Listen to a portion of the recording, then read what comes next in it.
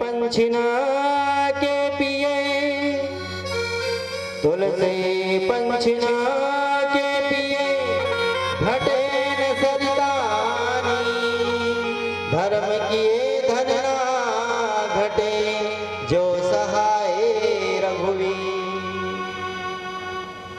अरे अथाह समुद्र है, समुद्र में से अगर 2-4 बूंदे चले जाए तो कभी इंसान के पास कम नहीं पड़ता। धर्म कार्य के लिए किया हुआ दान कैसा है, जैसे एक बच्चा रबर की गेंद दीवार पर फेंकता है। एक बच्चे उसके हाथ में रबर की गेंद हो और अगर वो दीवार पे फेंकेगा जोर से, तो बच्चा जितनी तेज गति से उस बॉल को फेंकेगा, गेंद को फेंकेगा, उसी तेज गति से वो गेंद वापस आएगी। उसी प्रकार भगवान के कार्य में की हुई सेवा वैसी ही रहती है। आप जितनी तेज गति से देखो, जैसे तेज गति से आप दोगे, जिस भाव से दोगे, उसी भाव से भगवान आपको वापस भी करता है। इसलिए धर्म कार्य में हमेशा दिल खुल करके भगवान की सेवा करनी चाहिए। बोले राधा रमण सरकार की जय। जय श्री राधे, जय जय श्री राधे। इसलिए भगवान हमेशा ब्रजवासियों के साथ में रहे, उनके अंग संग रह करके हमेशा भगवान ने उनकी रक्षा करी है। उसी प्रकार हम भगवान से कहे, नाथ आप भी हमारे साथ में रह करके पल पल हरदम आप हमारी रक्षा करें और आप हमेशा आपका सानिध्य हमें प्राप्त होता रहे, तो हमारा भी जीवन में कल्याण होता रहे। ओ तेरे संग में रहेंगे ओ मोहना, ओ तेरे संग में रहेंगे ओ मोहना, ओ मोहना ए सोहना, ए मोहना ए सोहना, ओ तेरे संग में रहेंगे ओ मोहना। एक भक्त अपने भगवान से गहरा अरदास लगा रहा है भजन के माध्यम से। आइए बड़े प्रेम से भाव से आप करताल ध्वनि करते हुए, झूमते हुए आनंद के साथ।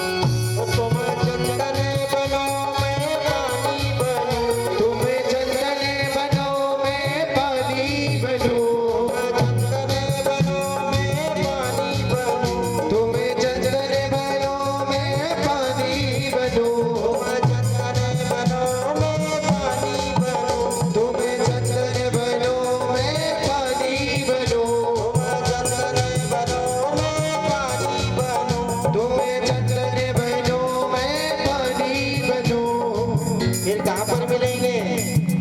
माथे पर मिलेंगे माथे पर मिलेंगे ओ मोहना, माथे पर मिलेंगे ओ मोहना, माथे पर मिलेंगे ओ मोहना, तेरे संग में रहेंगे ओ मोहना, तेरे संग में रहेंगे ओ मोहना। हरि बोल।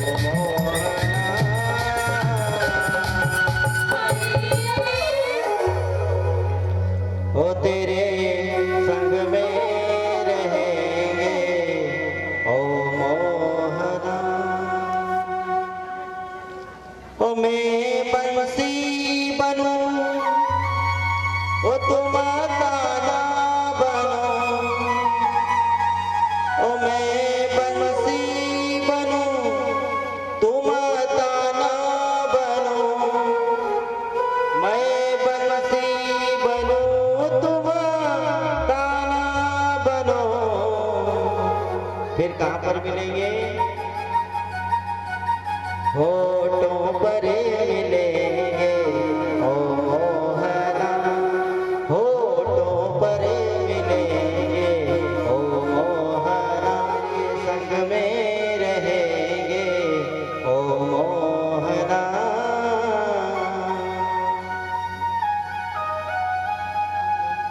भगवान सदैव सदैव अगर अपने भक्त के साथ में रहे, रमण करे, तो भक्त को कभी मुसीबत नहीं आती।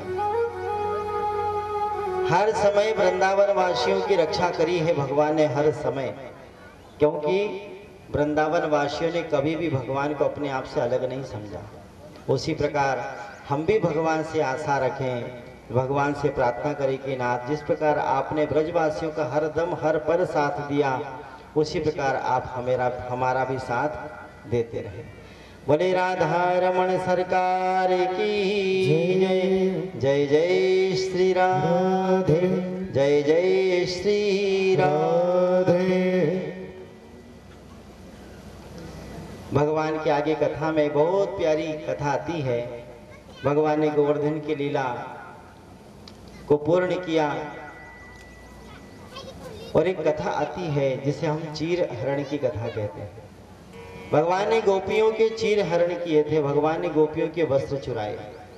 देखो चीर हरण की कथा क्या है, कई बार हमने कथाएं सुनी हैं कथाओं में, बस इसको थोड़ा सा हम इस पर प्रकाश डालते हैं। चीर हरण का मतलब क्या होता है? बोले आवरण भंग लीला। चीर हरण का मतलब आवरण भंग लीला। जीव की आंखों पर माया का जो पर्दा पड़ा है, उस पर्दे को हटाना ही चीर हरण कथा है। जैसे अगर हमारे आंखों पर कोई पर्दा डाल दे या कुछ डाल दे तो हमें कुछ दिखाई देगा? कुछ दिखाई देगा हमें? कुछ भी नहीं। तो अभी भी हमारी आंखों पर माया का पर्दा पड़ा है और इन आंखों से केवल हम संसार को देख रहे हैं। जो हम देख रहे हैं हमको दिख रहा है कि हाँ ये फलाना है, वो ढिमका, ये सब, ये केवल माया का पर्दा है बस। और जब तक ये माया का पर्दा हमारी आंखों से नहीं हटेगा, जब तक हमें भगवान का दर्शन नहीं होगा। तो ये संसार क्या है? बोले माया का पर्दा है। ये संसार में जो भगवान की माया है, ये क्या है? बोले माया है, माया का पर्दा है। तो जब तक हमारी आंखों पर ये माया का पर्दा है, जब तक हम भगवान के उस दरस परस को नहीं कर सकते। इसलिए माया के पर्दे को भगवान हटाने का कार्य कर रहे हैं। तो एक दिन गोपियां अपने घर से यमुना पुलिन पर गई। यमुना पुलिन पे जाकर के सारी गोपियों ने भगवान को पति रूप में मां कात्यायनी से मांगा कि मैया हमारे हर जन्म में अगर कोई पति बने तो कृष्ण जैसे ही हमें पति मिले। तो अगन मास का महीना या अगन मास के महीने में जो कुंवारी कन्याएं भागवत कथा में बताए हुए व्रत को करती है तो उनको कृष्ण जैसे पति मिलते हैं। व्रत कब करना चाहिए? जैसे गोपियों ने किया तो भगवान ने उनको अपने सर्वांग माधुर्य रस का अधिकार दिया, यानी रास का अधिकार दिया, यानी पूर्ण स्वरूप का अधिकार दिया, और जन्म जन्म में उनके पति भी बने। तो अगर जो कुंवारी कन्या इस व्रत को करती है बड़े सच्चे मन से, प्रेम से, तो अवश्य उसको कृष्ण जैसे पति मिलते हैं। अघन मास का महीना आता है। जब अघन मास के महीने में अगर कोई कुंवारी कन्या अपने घर से निकल करके कुएं, बावड़ी या सरोवर में स्नान करती है, नदी में स्नान करके, और एक मिट्टी की मूर्ति बनाती है माता जी की, और अगर वह माता जी से प्रार्थना करती है कि हे माँ, मैं आपकी प्रार्थना कर रही हूँ और आपसे हाथ जोड़ के विनती है कि मेरे जीवन में मुझे कैसा पति मिले, ऐसा मेरा हमसफर मिले जो सदैव सदैव मुझे प्रेम करने वाला हो, अटूट विश्वास करने वाला हो, और हमारा जीवन बहुत सरल तरीके से रहे। ऐसे अगर प्रार्थना करे तो उसको कृष्ण जैसे ही पति मिलती है। गोपियों ने व्रत किया है भागवत कथा में, कोई बनावटी आपको ऐसा नहीं बता रहे कि बस मन से बता रहे ना, ये गोपियों ने व्रत को किया है। इसलिए भगवान जैसे उनको पति मिले, स्वामी मिले, उनका रास का अधिकार मिला, उनको उनके सर्वांग स्वरूप का अधिकार मिला। देखो छोरियों को बड़ा डर लगता है ना, छोरियों को ये घबराहट होती कि पता नहीं आदमी कैसा मिलेगा।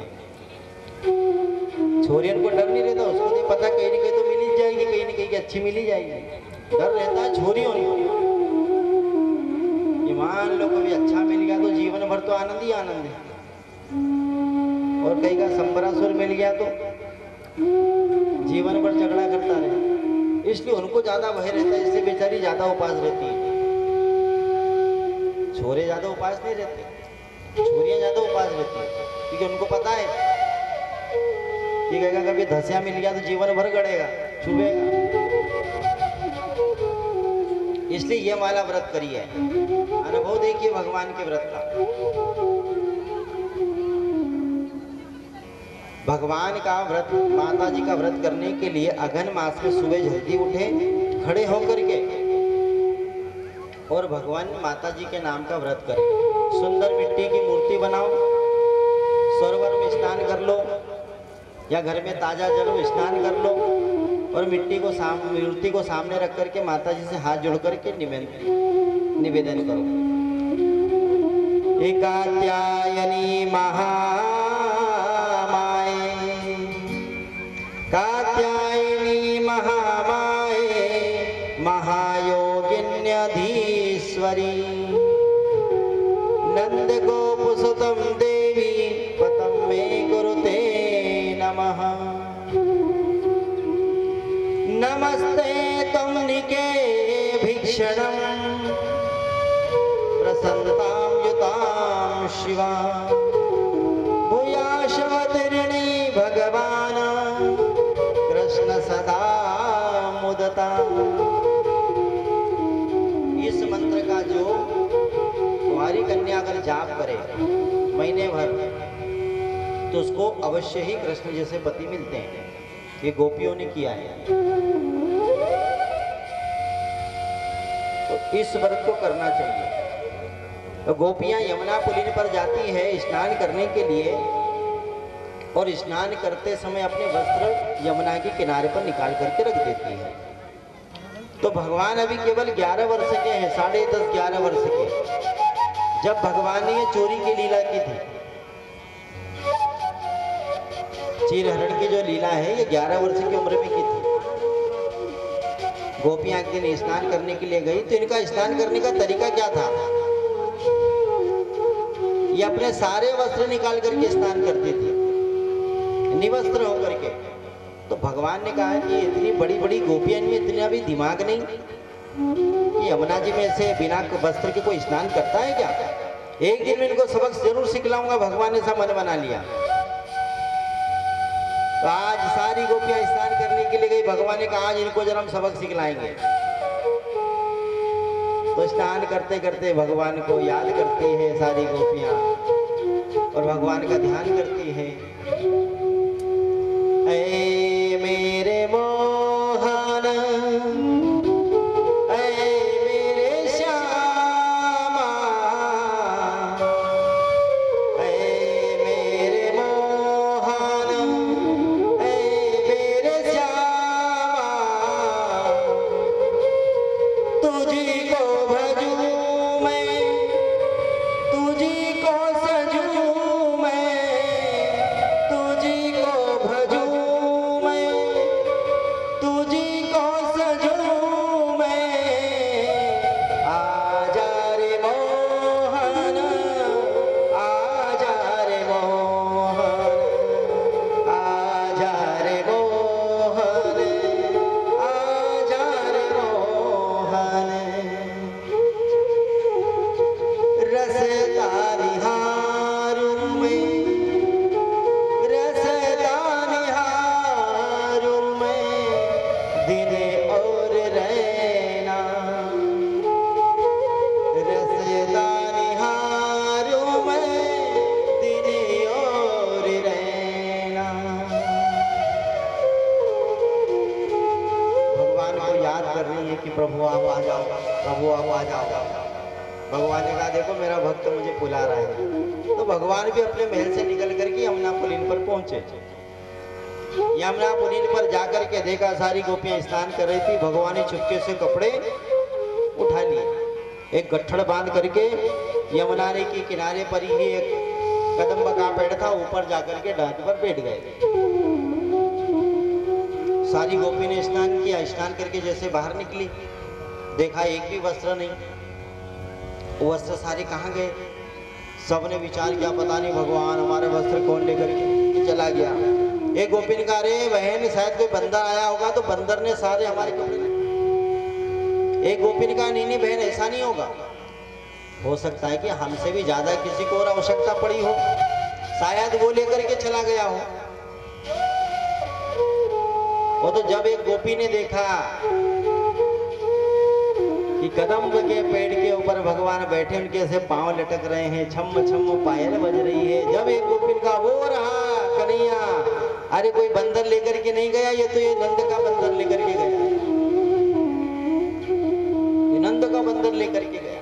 सारी गोपी ने कहा, अरे कन्हैया, अरे भाई हमारे वस्त्र दे दे, हम बाहर कैसे निकलेंगे? और ये अच्छी बात है क्या? कभी तो माखन चुराता है, कभी मटकी फोड़ता है, कभी गाय के बछड़ों को छोड़ता है, और आज हमारे तूने कपड़े चुरा लिए, तूने हमारे चित चुरा लिए। एक काम कर, हमारे कपड़े वापस कर। भगवान ने कहा नहीं करेंगे। इधर सुनो, ध्यान से कथा सुनो, इधर उधर मत देखो। आज 6वें दिन हो गया बोलते बोलते।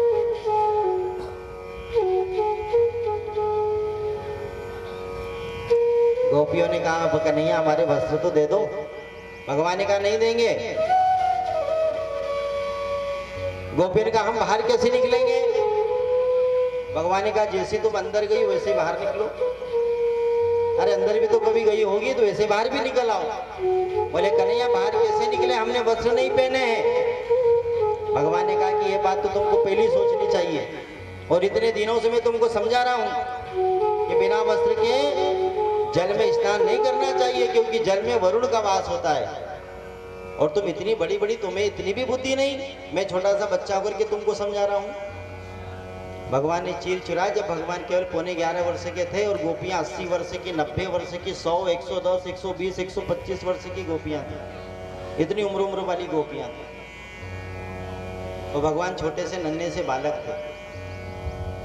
और हमने तो कहीं और देखा है पिक्चरों में, नाटकों में, कि भगवान ने जब चीर चुरा, जब भगवान 25 वर्ष की, गोपियां 18 वर्ष की, बना दिया हमको पागल, हम भी बन गए पागल। सत्य हमें कथाओं में पता चलता है कि सत्यता क्या है। भगवान ने कहा कपड़े नहीं मिलेंगे, आपको वस्त्र नहीं मिलेंगे।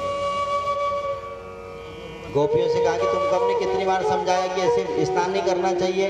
तो गोपियों ने कहा कि भगवान जो कन्हैया, जब हम यहाँ पर आए तो यहाँ पर कोई नहीं था। जब कोई नहीं था तो हम ऐसे ही स्नान करने लग गए। हमने सोचा हमको कौन देखेगा। भगवान ने कहा अरे गोपियों, यही तो तुम्हारी अज्ञानता है। तुमने कहा कि यहाँ पर कोई नहीं था। अरे भगवान कहाँ नहीं है, जरा सोचो। भगवान कहाँ नहीं है? उस भगवान की सत्ता विद्यमान कहाँ नहीं मिलेगी? हर जगह भगवान, कण कण में भगवान बसता है। बस यही दिखाना चाह रहे थे। और गोपियों से जब कहा कि तुम मुझे अनन्य प्रेम करते हो तो मेरे सामने आने से क्यों घबरा रही हो? बोले आ जाओ। गोपियों ने कहा कि हम कैसे बाहर आ जाएं, कोई आ गया तो? बोले यहाँ पर कोई नहीं आएगा।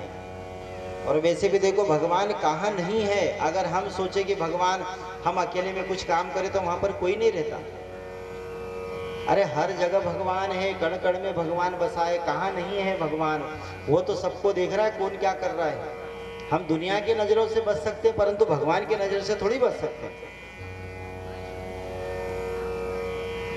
एक गुरुजी थे, गुरुजी के 2 शिष्य थे। गुरुजी ने दोनों शिष्यों को एक एक तोता दिया। वो तोता देकर के कहा कि देखो इस तोते को वहां पर जाकर के मारना जहां पर तुम्हें कोई मारते हुए ऐसे देखे नहीं। बहुत ध्यान से सुनना, मार्मिक तथ्य आपको सुना रहे हैं। बहुत सुंदर प्रसंग। गुरुजी ने कहा ये तोतों के लेकर के जाओ, इनको ऐसी जगह पर मारना जहां पर तुम्हें कोई मारते हुए देखे नहीं। तो एक शिष्य को भेज दिया उत्तर की ओर और एक को भेज दिया दक्षिण की ओर। अब जो दक्षिण की ओर गया वो तोते को लेकर के सुनसान जगह पर गया जहां पर उसे किसी ने देखा नहीं, और अपने आजू बाजू देख लिया, कोई मुझे देख तो ही नहीं रहा। जब उसे किसी ने देखा नहीं तो तोते की गर्दन को पकड़ा, मरोड़ दिया, मार डाला बेचारे तोते। मार करके वापस आ गया। जो उत्तर दिशा में गया था वो चलता गया, चलता गया, चलता गया। जहां पर जाकर के देखे तो कोई ना कोई उसे मिलता है। फिर एक सुनसान जगह पर गया जहां पर कोई नहीं था, कोई भी नहीं था वहां पर, एक पत्ता भी वहां पर नहीं उसे दिखा। कोई परिंदा भी वहां पर नहीं मार सका, कोई नहीं था। सुनसान जगह पर गया और जैसे ही तोते को हाथ में लिया और जैसे ही तोते को मारने लगा तो वह तोता टुकुर टुकुर उसको देख रहा था। तो गुरुजी ने क्या कहा था कि इस तोते को ऐसी जगह मारना जहां पर तुझे मारते हुए कोई देखे नहीं। शिष्य ने कहा कि यहाँ तो तोता ही मुझे देख रहा है, अब मैं कैसे मारूं इसको। बंधुओं, शिष्य ने उस तोते को मारा नहीं, वापस आ गया। वापस आकर के जैसे गुरुजी के पास में गया, गुरुजी से कहा गुरुजी क्षमा कर देना, मैं आपकी आज्ञा का पालन नहीं कर सका, मैं इसे मार नहीं सका। और एक ने कहा अरे गुरुजी मैंने तो मार दिया, मैं एक जगह गया सुनसान पे, मुझे वहां कोई नहीं दिखा तो मैंने तोते की गर्दन मरोड़ दी। गुरुजी ने एक शिष्य से पूछा कि अरे तूने क्यों नहीं मारा? बोले गुरुजी जहाँ पर भी मैं गया वहाँ पर मुझे कोई न कोई दिखा, परंतु जब एक सुनसान जगह थी वहाँ पर जाकर के मैंने तोते को जैसे ही मारना चाहा तो आपने कहा था कि इसे ऐसी जगह मारना जहाँ पर तुझे कोई मारते हुए देखे नहीं। जब मैंने इसे मारना चाहा तो ये तोता मुझे देख रहा था और मैं तोते को देख रहा था, दोनों एक दूसरे को देख रहे थे। तो भगवान कहाँ नहीं है? वो तो हर जगह है, कण कण में बसा है भगवान, प्रत्येक क्षण क्षण में बसा है भगवान। हम कैसे बच सकते हैं? भगवान यही तो दिखाना चाह रहे हैं गोपियों को कि मैं हर जगह हूं। तो गोपियों की आंखों में माया का जो पर्दा उसको भगवान हटाने के लिए लीला कर रहे हैं। गोपियों से भगवान ने कहा तुम मुझे प्रेम करती हो? बोले हाँ। तो प्रेमास्पद का प्रेम कब मिलता है प्रेमी को? जब वो दुनिया में सब कुछ भुला करके केवल अपनी प्रेमिका हो जाए। तो तुम मुझे प्रेम करते तो फिर मेरे सामने आने से कैसा भय? सारी गोपियां फिर भगवान के अनन्य लीला को समझा, अनन्य उनके भाव को समझा। फिर एक एक करके गोपियां बाहर आई और भगवान ने सबको वस्त्र दिए। भगवान ने कहा तुमने मुझ पर विश्वास किया है, इसलिए मैं तुम्हें इस बात का प्रण देता हूँ, वचन देता हूँ कि शरद पूर्णिमा की रात्रि में आपके साथ में मैं अवश्य ही रासलीला रचाऊंगा।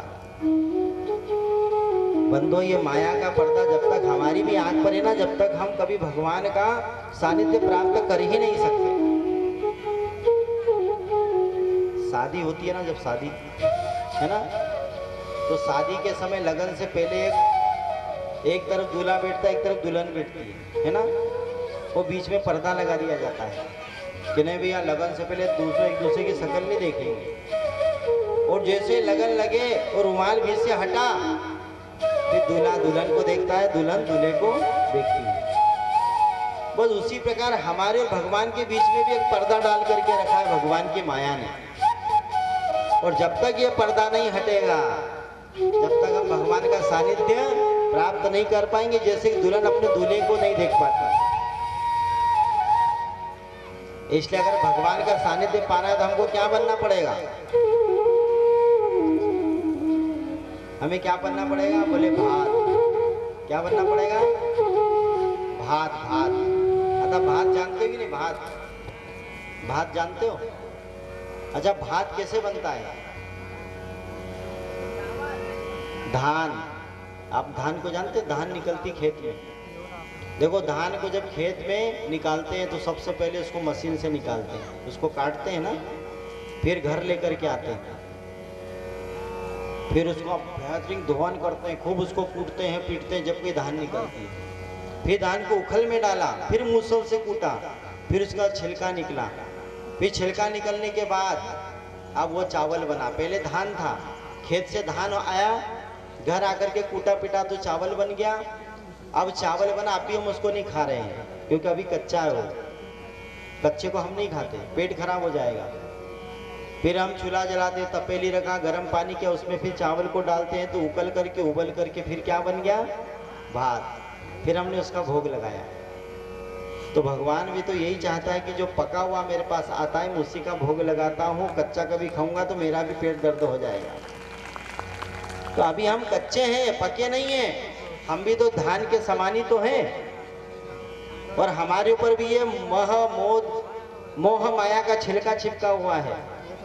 भगवान कहते हैं कि जिसके ऊपर छिलका लगा रहता है ना, जैसे धान के ऊपर छिलका लगा रहता तो वो भात नहीं बनता, वो तो केवल धान है अभी। और छिलका कब निकलेगा? जब हम सत्संग रूपी उखल में बैठेंगे और जब हमें सत्य के मूसल से कूटा जाएगा तो फिर हमारा यह मोह का छिलका पल भर में निकल जाएगा। और जैसे छिलका निकला तो भगवान की विरह की अग्नि में हम तपेंगे, भगवान की याद आएगी, तब भगवान हमारा भोग लगाएंगे। जब हम पके पके भात बन जाएंगे तब भगवान हमारा भोग लगाएगा, ऐसे भगवान भोग नहीं लगाएगा। कि हमारी आंखों पे माया का पर्दा पड़ा है, गोपियों के आंखों पर भी माया का पर्दा पड़ा था। वो केवल अभी तक संसार में जी रही थी, इसलिए भगवान ने उनको स्वीकार नहीं किया। चाहे तो संसार में रह लो, चाहे भगवान में रह लो।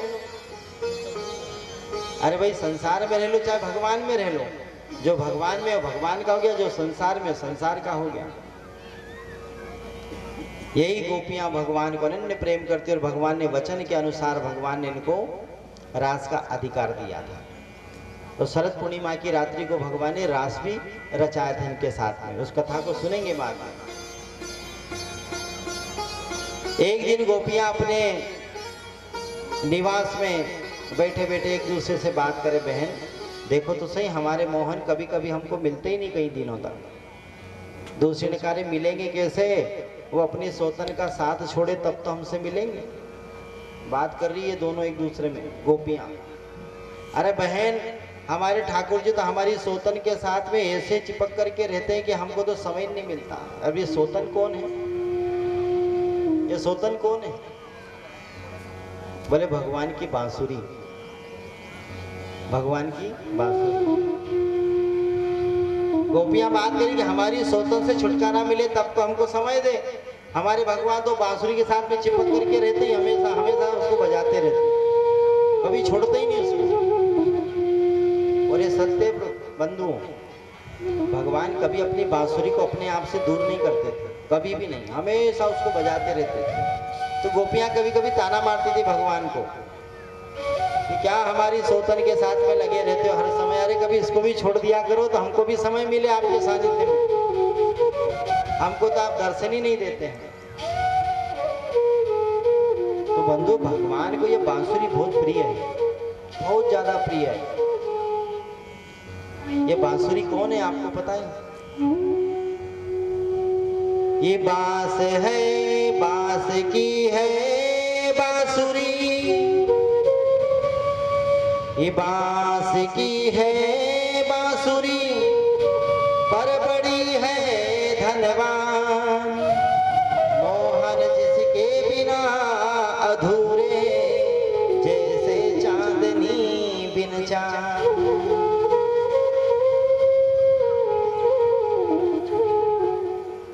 बांस है, बांस की है बांसुरी, पर बड़ी है धनवान।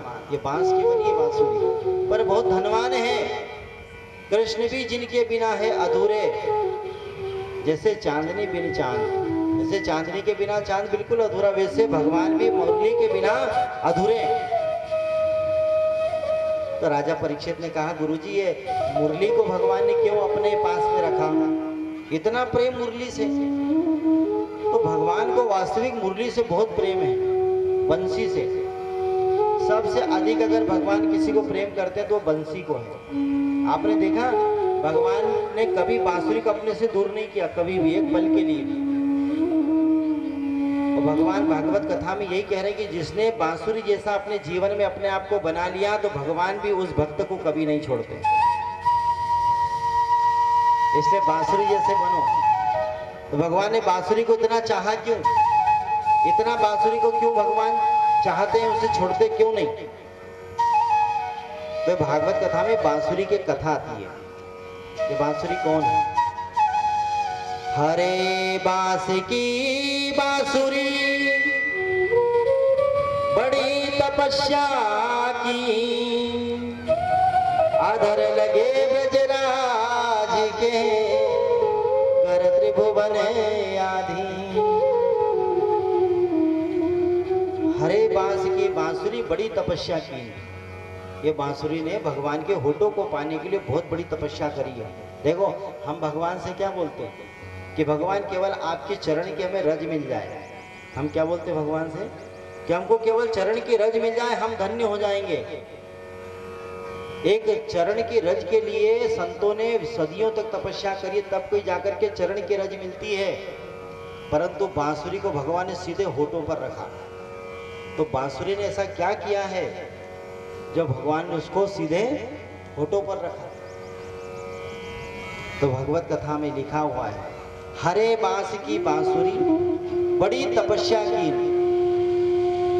अधर लगे ब्रजराज के कर त्रिभुवन आधीन। यानी उसने बहुत बड़ी तपस्या करी है। कौन सी तपस्या? बोले बांसुरी चारों मौसम में, गर्मी हो ठंडी हो चाहे बारिश हो, एक पांव पर खड़ी रहती है। यानी बांस हमेशा एक ही पैरी पर खड़ा रहता है। उसमें कोई डाल वगैरह नहीं होती, डालियां नहीं होती। पेड़ों में डालियां होती है। जब किसी पेड़ को काटोगे तो उसमें से पानी निकलेगा, यानी वो रोता है। परंतु बांस को जब काटेंगे तो वो कभी रोता नहीं है। उसने रोना भुला दिया है। जिसने जीवन में रोना भुला दिया, अपने हृदय को बिल्कुल भगवान में लगा लिया, दुनिया के लिए रोने से बेहतर है भगवान के लिए रो।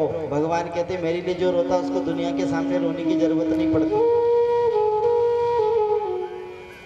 रोना भुला दिया है बांस ने। फिर बांस को किसी ने काटा, फिर भी उसको दर्द नहीं हुआ। फिर बांस को घर लेकर के आए, फिर उसको बार बार काटा, फिर भी उसको दर्द नहीं हुआ।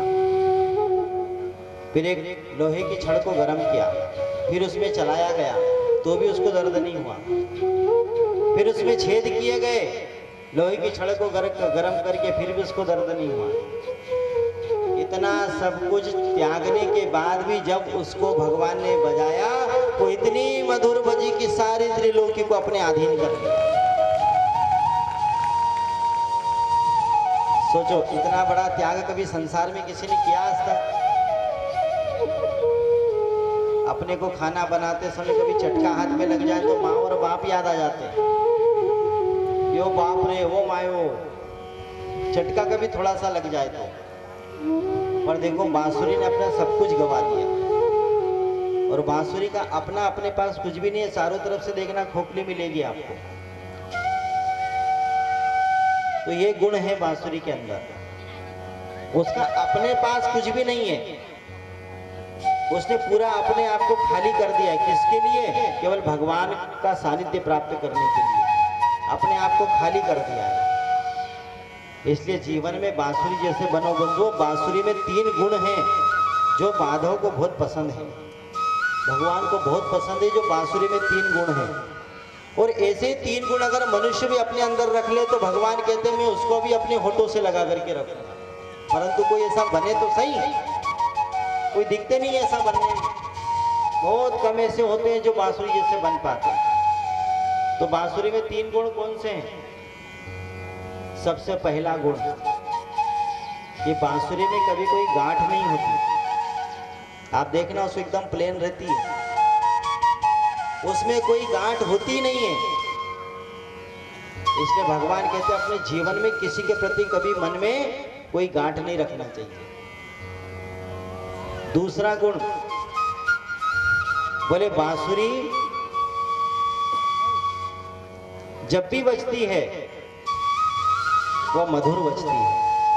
इसलिए अपने जीवन में जो मनुष्य हमेशा मधुर भाषण करता है, एकदम मधुर बोलता है, वो मुझे बहुत प्रिय लगता है। और तीसरा गुण बांसुरी का, उसे जितना बजाओगे उतनी ही बजेगी, ज्यादा नहीं बजेगी। उसको जितना बजाओ उतना बजेगी। ये 3 गुण है बांसुरी में। इसलिए अपने जीवन में ध्यान रखना कि कभी किसी के प्रति मन में गांठ मत रखो। हो गया, थोड़ा बहुत झगड़ा होता है, थोड़ा बहुत लड़ाई झगड़ा चलते रहता है परिवार में, परंतु अगर हम गांठ रख लेंगे मन में, सरल व्यक्ति कभी अपने अंदर मन में गांठ नहीं रखता, मूर्ख हमेशा रखेगा। इसलिए जब तक हम गांठ को नहीं छोड़ेंगे अपने जीवन से वह द्वेष दूर नहीं जाएगा। दूसरा गुण कौन सा था? जब भी बोलती है मधुर बोलती है। इसलिए हमेशा जीवन में मधुर बोलना सीखिए। जो जीवन में मधुर बोलता है उसके जीवन में मधुरता रहती है, क्योंकि शब्द की तो महानता है संसार में। शब्द से तो पहचान है संसार में, शरीर से थोड़ी ना। शरीर आज है कल नहीं रहा, आज शरीर रहने वाला है, परंतु आपका बोला हुआ शब्द किसी न किसी को जीवन भर याद रहेगा। तो शब्द की जीवन में महत्वता है, शरीर की कभी महत्वता नहीं है। इसलिए जब भी हम बोले तो सोच समझ करके बोले, क्योंकि शब्द की गिनती होती है, मनुष्य की कोई गिनती नहीं होती है। इसलिए शब्द ही इस जगत में महान है, व्यक्ति नहीं महान है। उसका गुण, उसकी वाणी ही, उसका व्यवहार ही सरल में सबसे बड़ा है। ये शरीर तो आज है कल मिटने वाला है। कि शब्द मुंह से छूट गया, शब्द न वापस आए, शब्द जो हो प्यार भरा, शब्द ही मन में समा। अपने मुख से दो प्रकार के शब्द निकलते हैं, एक द्वेष भरा और एक प्रेम भरा। मुंह एक ही है, परंतु इसी मुंह से कभी कभी गालियां भी निकलती हैं और कभी कभी अच्छे शब्द भी निकलते हैं। इसी से भजन करते हैं और इसी से गाली भी निकलती है। सोचो जरा। इसलिए भगवान ने मुंह दिया है तो इससे केवल अच्छा अच्छा बोले, अच्छा अच्छा बोलते रहे। आप अगर अच्छा अच्छा बोलेंगे तो आप भगवान को अच्छे लगेंगे। जो लोगों के मुख से गालियां निकलती है उनको संसार कभी भी अपना नहीं बनाता। उससे सब डरेंगे, भैया बहुत बड़ा झगड़ालू है, इसको छोड़ो, इसको जाने दो, एक बाजू हटाओ इसको। परंतु जो एकदम मधुर भाषी बोलता है उसको हमेशा लोग प्रेम करेंगे, भैया बहुत अच्छा बोलता है। इसलिए हमेशा मीठा बोला करो। और जीवन में एक बात याद रखो, जितना भी हम बोले कम से कम बोले। अगर हमें 100 शब्द बोलने हैं तो 10 बोलो, 10 बोलने हैं तो 1 बोलो, परंतु जब भी बोलो मधुर बोलो। बोले राधारमण सरकार की जय। जय जय श्री राधे, जय जय श्री राधे। कोयल हमेशा कीट खाती है, कोयल हमेशा कीड़े खाती, कीड़े। कोई कीट खाती है, कोई कीड़ा खा गया, परंतु कुछ भी करे, परंतु जब वो बोलती है तो कितना अच्छा बोलती है। कोयल कैसी बोलती है? एकदम मधुर। वो बोले काली भूस है, भले कीड़े खाती है, परंतु जब भी बोलेगी तो हम क्या बोलेंगे, भैया कोयल बोल रहे, कितना मधुर बोलती है। तो कोयल जैसे बनने की कोशिश करें, क्योंकि शब्द ऐसा होता है बंधु, जो शब्द ही इंसान का परिचय कराता है। कोई कितना भी सुंदर हमारे सामने क्यों ना बैठा हो, कितना भी सुंदर क्यों ना हो, परंतु उसका पता कब चलेगा, जब उसके मुख से शब्द निकलेंगे। शब्द व्यक्ति का परिचय देते, शरीर कभी परिचय नहीं देता। शब्द परिचय देता है, सुंदर शरीर कभी परिचय नहीं देता है। पता चले कि शरीर तो बड़ा सुंदर है, शरीर बहुत अच्छा है, और जब आवाज निकलो चले भूचाल आ गया।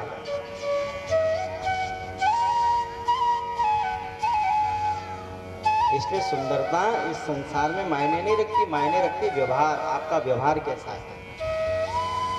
और शब्द से तो पता चलता है आदमी की पोल कब खुलती है, जब वो बोलता है कि नहीं, कि भैया सुने से इसकी आवाज कैसी। देखो एक भैया जी थे, एक भैया थे, उस भैया का विवाह हुआ, घर में सुंदर पत्नी आ गई और बड़ा प्रसन्न है। अब माता पिता ने शादी कर दी। पहले समय में माता पिता देखते थे लड़के लड़की, अब आज के समय में तो छोरा छोरी महीना भर चाट नहीं खाए तो उनका ब्याह नहीं होए। आजकल ऐसा जमाना है, महीना भर नहीं कभी साथ में घूमे तो ब्याह शादी कहाँ होए।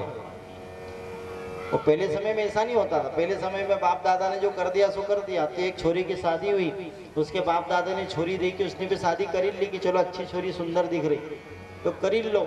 वो तो शादी होने के बाद जब उसकी दुल्हन घर में आई और पहले दिन उसने पानी दिया, पानी देते समय कहा लो थामे दी जला तो पानी पी लो। जब छोरे को पता चल या तो पापड़ी तोतली है, अब छोरा इंजीनियर और दुल्हन मिली थी एक नंबर की तोतली। अब उन्होंने सोचा कि मेरे मित्र को अपने घर में लाऊंगा तो लोग क्या बोलेंगे कि वाह इतना बड़ा इंजीनियर बना और छोरी मिली तो तोतली। अब वो अपनी पत्नी के साथ में थोड़ा सा हट के रहने लगा, कभी कभी उससे बात नहीं करे, बेचारी पत्नी भी परेशान। पत्नी ने एक दिन परेशान होकर के अपने पति से कहा, अपने पास उसके पास में जाकर के बैठी कहने लगी कि थामे दी ताम तलो आप धूतली तादी तल लो। अब उसको तो मौका मिल गया दूसरी शादी करने का। अब भैया गया अपनी माँ से पूछ करके दूसरी छोरी देखी, बड़ी सुंदर छोरी देखी, दूसरी शादी कर ली। दूसरी शादी करके घर में जैसे बहू को लेकर के आया, माँ ने कहा बेटा नहीं बहू जा जरा मंदिर इसको दर्शन करा के ले आ। और मस्त स्कूटर था उसके पास में, स्कूटर पे उसको बिठाया, मंदिर गया दर्शन करने के लिए। सो दर्शन करके वापस आ रहे थे तो रोड पर बहुत बड़ा गड्ढा आ गया।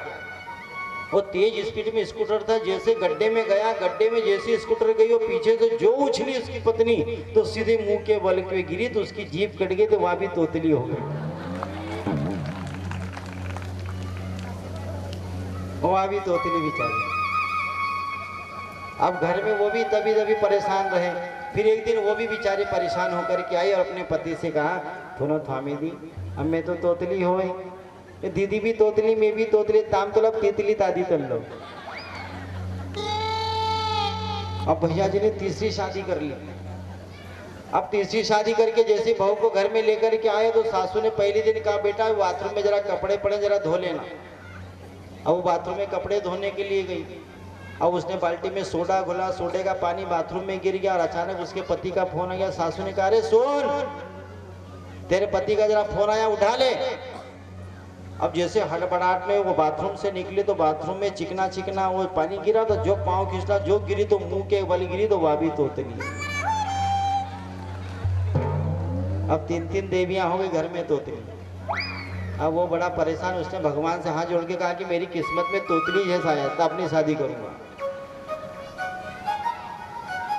अब उसने शादी नहीं करी, परंतु मित्र को पता चला एक दिन बचपन के कि भैया तूने 3 शादी कर ली, हमको एक शादी में भी नहीं बुलाया, बात गलत है यार, शादी में तो बुलाना था, चल शादी में नहीं तू नहीं बुलाया तो कम से कम मुझे भाभी के हाथ का भोजन तो करा दे। अब वो घबराने लगा कि अगर मैंने मित्रों को अपने घर भोजन पर बुलाया, उसको पता लग गया तो ये मेरे ऑफिस में आकर के सबको बोल देगा इसकी 3 पत्नियां वह भी तोतली है, बदनामी हो जाएगी।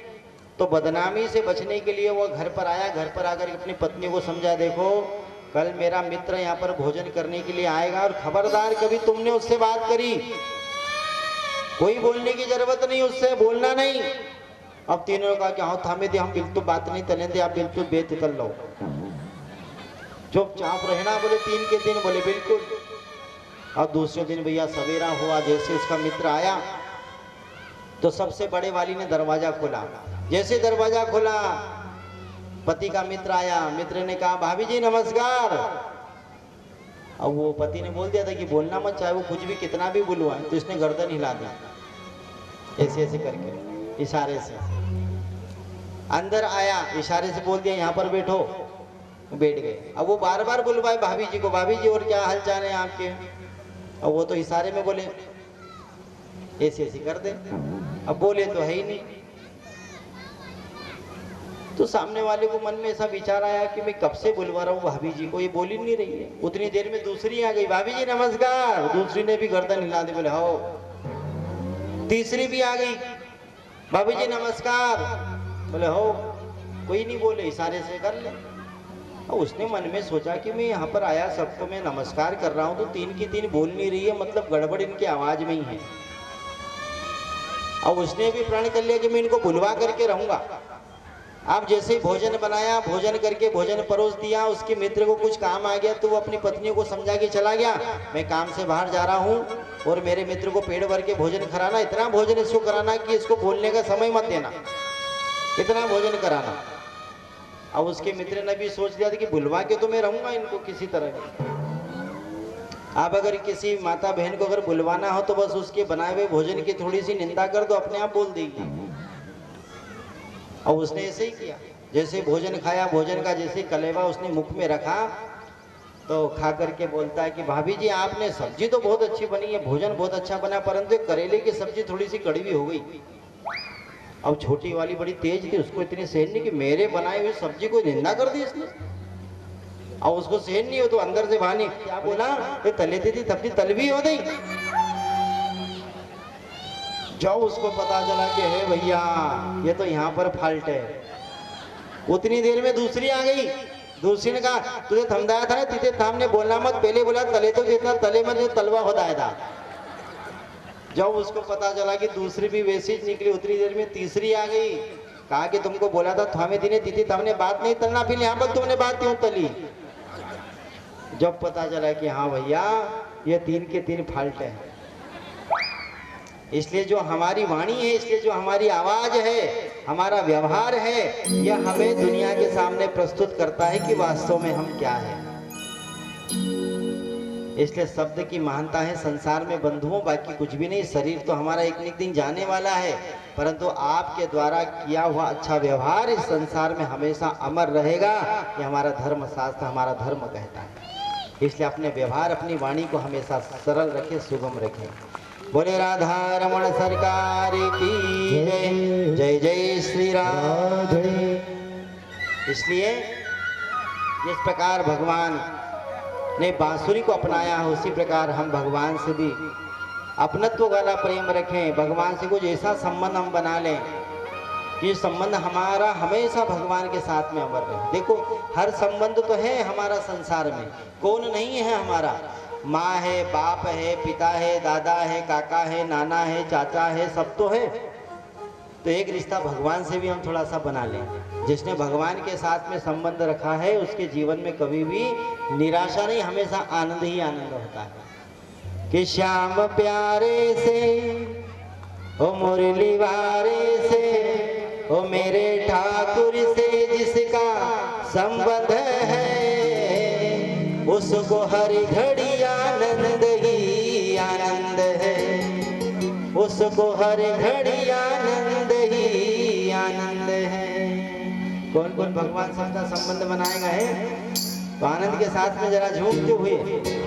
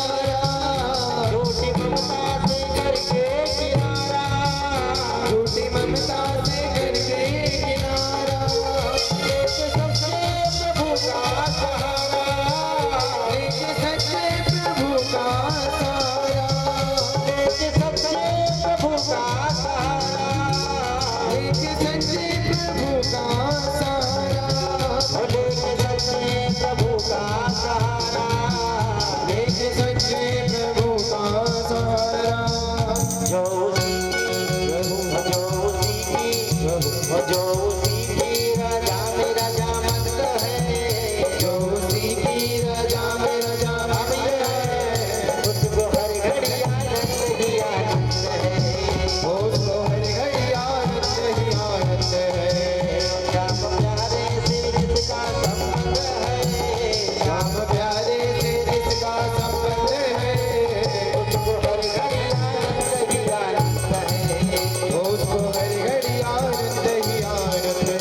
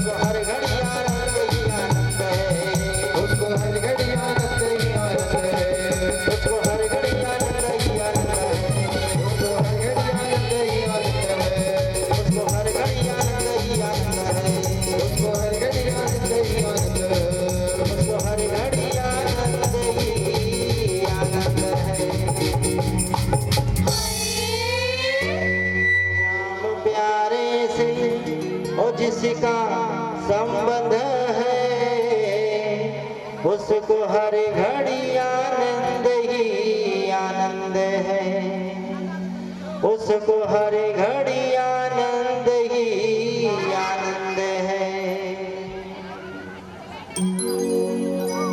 जैसे भगवान का संबंध है उसको हर घड़ी आनंद ही आनंद है। इसलिए संसार में बंधु हमेशा बांसुरी जैसे गुणों को निखारो।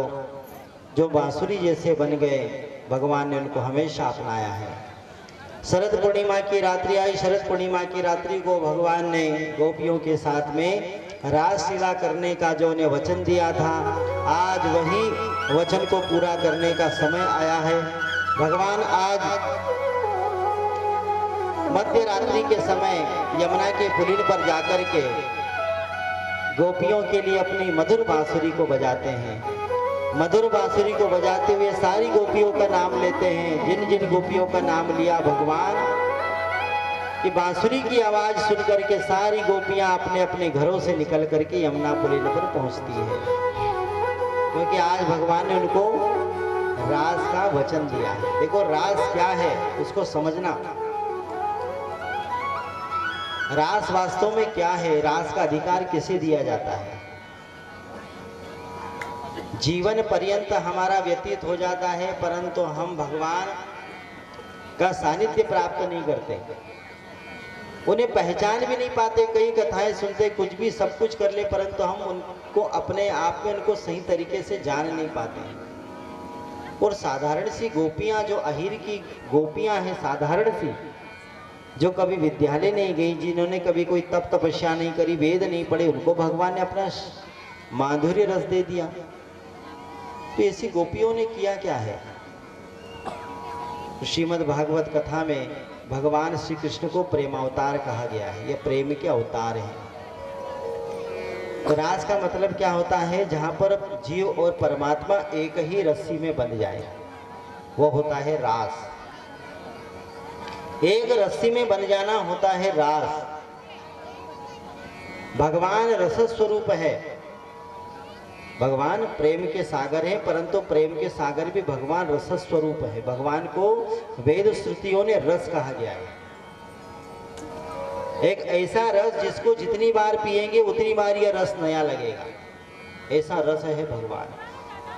जितनी बार हम इसे पिएंगे उतनी बार हमको यह नया नया लगेगा।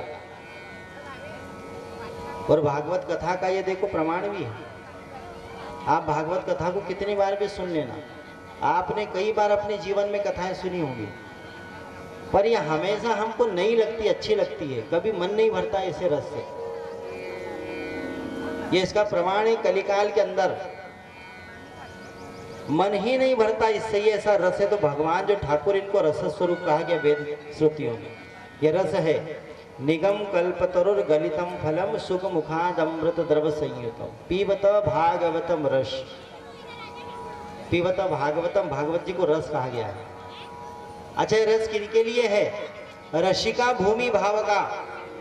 जो रसिक लोग हैं, भावुक लोग हैं, उनके लिए, सबके लिए नहीं है। तो रास भी किनके लिए है? जो रसिक है, जो भावुक है, जैसी गोपियां, उन्हीं के लिए भगवान है, सबके लिए नहीं है। इसलिए जब तक भगवान के प्रति हमारे मन में अनन्य प्रेम प्रकट नहीं होगा, जब तक भगवान अपने रास का अधिकार किसी को नहीं देते। इसलिए अनन्य प्रगाढ़ भक्ति को अपने अंदर हम अगर स्थापित करते हैं तो ही भगवान के वो रास का सानिध्य मिलता है, किंचन मात्र को। रास किसे कहते हैं? जहां पर तू तू मैं नहीं होती, उसे रास कहा जाता है। जहां पर तू तू नहीं, मैं नहीं, जहां पर गोपी गोपी नहीं, वो स्वयं कृष्ण जैसी बन गई है। वो गोपियां गोपियां नहीं है, रास के समय में साक्षात वो कृष्ण बन गई है। तो जो भगवान के जैसा हो जाता है, बस उसी को रास का अधिकार है। देखो, एक थोड़ा सा एक उदाहरण से हम समझे कि एक माँ जब अपने बच्चे के साथ में खेलती है, छोटा बच्चा है 6 महीने का, 8 महीने का, वो जब माँ अपने बच्चे के साथ में कुछ भी खेलती है, बच्चे को खिलाती है, तो क्या माँ बड़ी होकर के खेलती है कि बच्चे जैसी छोटी बन जाती है? कैसे खेलती है? आप तो कहीं यहाँ पर माता बहने बैठी, आपका भी बालक हो, आप भी उसके साथ खेले होंगे कभी। तो बड़े होकर के खेले कि उसके जैसे बच्चे बन गए। बच्चे बन करके बच्चे के साथ में खेलना पड़ता है। मेरा बेटा ल ल ल ल ल ल ल ऐसे कर खेलते कि नहीं? मेरा बेटा करेगा, मेरा बेटा खाएगा, ये करेगा, वो बहुत सारे ऐसे बालक बन करके माँ खेलती है। उसी प्रकार अगर हमको भगवान का रास का भी अधिकार चाहिए, भगवान के रास को समझना है, तो हमें भी भगवान जैसे ही बनना पड़ेगा, जैसे हम बच्चे के लिए बच्चा बने। कृष्ण को समझना है तो कृष्ण बनना पड़ेगा, राम को समझना है तो राम बनना पड़ेगा, शंकर जी को समझना है तो शंकर जी बनना पड़ेगा। वो जैसे वैसे हमको कहीं ना कहीं थोड़ा थोड़ा बनना पड़ेगा। और देखो, वास्तविक में हम अपनी पहचान को नहीं समझ पाते। हम भी भगवान हैं। अपने आप को थोड़ा सा खोजो, तो उसको टोलो मटोलो, तो कहीं ना कहीं हमको भी अंदर से आवाज आएगी, अहम ब्रह्मास्मि, मैं भी ब्रह्म हूं। ऐसा हमको प्रतीत होगा। अरे भाई, साधारण से बात देखो, ऊंट का बच्चा कौन होता है? ऊंट की बकरी हो गई, ऊंट का बच्चा ऊंट, बंदरी का बच्चा बंदर, भैंस का बच्चा वो भैंस, गाय का बच्चा छोटा सा बछड़ा, यानी उन्हीं के जैसे हैं कि नहीं? तो हम किनके संतान हैं? हम किनके संतान हैं? भगवान की। तो वो बड़ा भगवान और हम नीचे बैठे, तो हम कौन से भगवान हो गए? छोटे भगवान। तो हम भगवान हैं कि नहीं? वो तो हम अपने आप को पहचान नहीं पा रहे हैं। अपनी वास्तविकता क्या है पहचान ही नहीं पा रहे हैं कि हम क्या हैं। भूल गए, क्योंकि माया का पर्दा हमारे को लपेट करके रखा है ना संसार का, इसलिए हम पहचान नहीं पा रहे हम क्या हैं। अपनी वास्तविकता भूल गए। वो तो किसी दिन हमारे जीवन में हमारे सदगुरु आते, अपने ज्ञान के सरोवर में रगड़ रगड़ करके स्नान कराते, जब हमें पता चलता है कि हाँ हम क्या थे और क्या हैं। वो ज्ञान के सरोवर में हमको स्नान कराते हैं, रगड़ रगड़ करके हमें निलाते कि देख बेटा तेरी वास्तविकता क्या है। जब अपने आप को हम पहचान पाते हैं। देख, गोपियां भी हम जैसी तो हैं, उनके भी 2 पैर हैं, एक सिर है, 2 आंखें, एक नाक है, 2 कान है, ऐसी तो है वो भी। तो उनको जब भगवान मिल गया तो फिर हम में कमी कहाँ है? कहीं ना कहीं हमें भी उनका सानिध्य मिल ही रहा है, परंतु कहीं ना कहीं कमी हमारे अंदर है, कहीं ना कहीं थोड़ी सी कमी हमारे अंदर है। एक बार एक महात्मा बुद्ध के यहाँ पर गए, भगवान बुद्ध के यहाँ पर, और भगवान बुद्ध उन्हीं के राज्य के पास में आए हुए थे। तो एक राजा गया उनके पास में ज्ञान प्राप्त करने के लिए कि महात्मन मैं आपके पास आया हूँ, मुझे आपसे कुछ ज्ञान चाहिए। भगवान बुद्ध ने भगा दिया, चल भाग यहाँ से, आया बड़ा मेरे पास ज्ञान ले आने के लिए, भाग। बुद्ध भगवान ने भगा दिया। राजा ने कहा कि मेरे से मिलने के लिए बड़े बड़े राज्य के राजा आते हैं, सोने चांदी हीरे मोती लेकर के आते हैं भेंट देने के लिए, और मैं स्वयं चल करके महात्मा के पास गया तो मुझे डटकार के भगा दिया। ये कैसा व्यवहार? क्या एक महात्मा इतना कठोर हो सकता है? उससे बड़ी ग्लानि हुई। अपने राजमहल वापस आ गया। फिर दूसरे दिन वही महात्मा उसी राजा के यहाँ पर गए भिक्षा मांगने के लिए। तो एक कटोरा हाथ में लेकर के गए। बहुत ध्यान से सुनना। भगवान बुद्ध कटोरा लेकर के उसी राजा के यहाँ पर भिक्षा मांगने के लिए गए जिनको कल भगवान ने भगाया था। चल भाग यहाँ से, आया बड़ा ज्ञान लेने के लिए। तो बुद्ध ने फिर एक अपने हाथ में कटोरा रखा, कटोरे में बहुत सारा गोबर लगा लिया अंदर, ऐसा गोबर चुपड़ लिया, और गोबर वाला कटोरा लेकर के राजा के यहाँ पर भिक्षा मांगने गए। महाराज भिक्षाम दे। महाराज को जैसे ही पता लगा कि कल जिस महात्मा ने मुझे धुतकार के भगा रहा था वही मेरे लिए पर भिक्षा मांगने के लिए आया है, तो राजा आया बाहर और कहा बताइए महाराज क्या सेवा कर सकता हूँ आपकी। आपने तो कल मुझे अपने यहाँ से भगा दिया था बिना ज्ञान दिए, परंतु मैं आपको भिक्षा दूंगा, क्या चाहते हो? भगवान बुद्ध ने कहा कि महाराज हमारे इस पात्र में थोड़ा सा अन्न डाल दीजिए, हमको भूख लगी, हम खाएंगे। राजा ने जैसे पात्र को देखा तो कहा महाराज पगला गए हो क्या? अरे भिक्षा मांगने के लिए आए हो तो मेरे घर का यह स्वच्छ अन्न है, ये शुद्ध अन्न है, मैं तुम्हारे पात्र में कैसे डाल दूं? इसमें तो गोबर लगा है, मेरे घर का अन्न खराब हो जाएगा। इसलिए काम करो, इसको अच्छे से धो करके लाओ, जब मैं तुमको इसमें मेरे घर का शुद्ध अन्न दूंगा तब तुम खाना।